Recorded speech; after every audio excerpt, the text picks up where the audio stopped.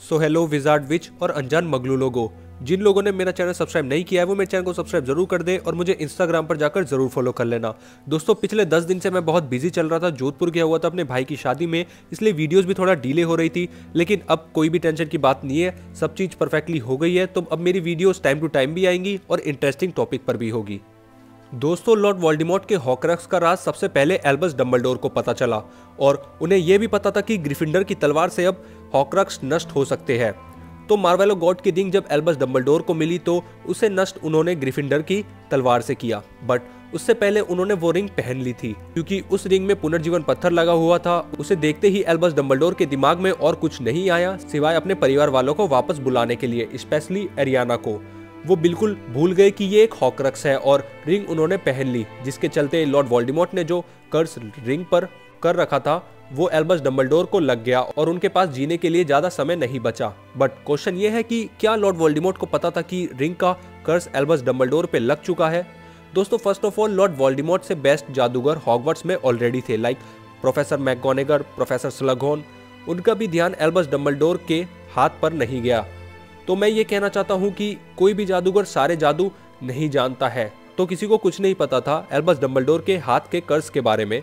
हो सकता है कि कई लोगों को लगा हो कि ये सिर्फ एक एलर्जी है, पर अब लॉर्ड वोल्डेमॉर्ट पर आते हैं, क्या उसे पता था इस बारे में? तो दोस्तों डेथली हेलोस तक उसे पता चल गया था कि उसके हॉक्रक्स को हैरी पॉटर ढूंढ रहा है और उसे जैसे ही ये पता चला वो सबसे पहले रिंग के पास ही गया था, बट वहाँ उसे रिंग नहीं मिली।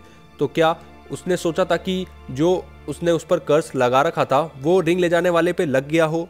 लॉर्ड वोल्डेमॉर्ट और एल्बस डंबलडोर एक दूसरे से 2 बार मिले इस बीच। Harry Potter and the Order of Phoenix में एंडिंग के सीन में हमें दोनों का बैटल देखने को मिला, तब एल्बस डंबलडोर बिल्कुल ठीक थे। और दूसरी बार लॉर्ड वोल्डेमॉर्ट एल्डरवॉन्ड के लिए व्हाइट टोम गया जहां एल्बस डंबलडोर का शरीर रखा हुआ था। एल्बस डंबलडोर ने एल्डरवॉन्ड को अपने हाथ में पकड़ रखा था और उनके हाथ चेस्ट पर रखे हुए थे। ऐसा बुक में लिखा है कि एल्बस डंबलडोर के दोनों हाथ चेस्ट पर रखे हुए थे और एल्डरवॉन्ड को उन्होंने अपने हाथों से ही पकड़ रखा था, जो कि एल्डरवॉन्ड भी उनकी चेस्ट पर ही रखी हुई थी।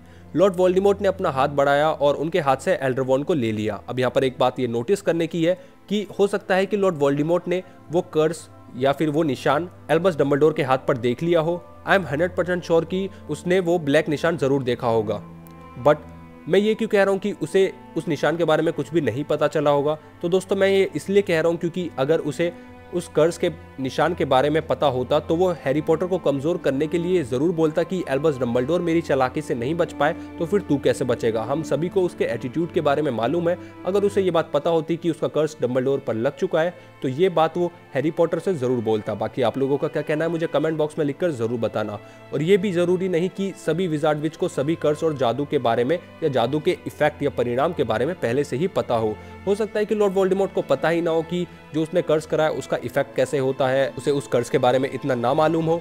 तो दोस्तों ये थी मेरी आज की वीडियो। आई होप आप लोगों का आंसर आज क्लियर हो गया होगा। मैं इतना तो जरूर कह सकता हूँ कि लॉर्ड वोल्डेमॉर्ट ने एल्डरवॉन्ड निकालते वक्त डंबलडोर के हाथ में वो ब्लैक निशान जरूर देख लिया होगा, बट उसे पता नहीं चला। इस बात की मुझे पूरी गारंटी है क्योंकि कोई भी विजार्ड परफेक्टली सारे जादू तो नहीं जानता है ना भाई। लॉर्ड वोल्डेमॉर्ट भी तो आखिर एक जादूगर ही है। तो दोस्तों ये थी मेरी आज की वीडियो। आई होप आप लोगों को पसंद आई होगी। पसंद आई तो चैनल को जरूर सब्सक्राइब कर देना और वीडियो को जरूर लाइक कर देना।